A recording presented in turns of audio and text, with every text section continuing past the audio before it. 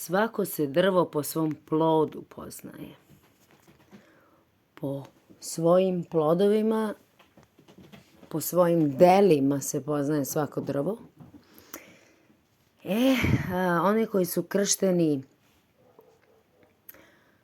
odozdo, a ne odozgo, dakle svako se drvo po svom plodu poznaje, i rđavo, ono koje rađa rđave plodove i ono koje rađa dobre plodove, one koje su za jelo čoveku.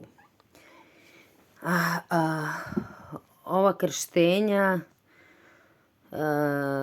dakle učenje kojim jeste kršten ovaj naraštaj, jer ovaj naraštaj je kršten odozdo, a ne sa neba odozgo. Zato i ne može da rodi dobre plodove, već rađa rđave.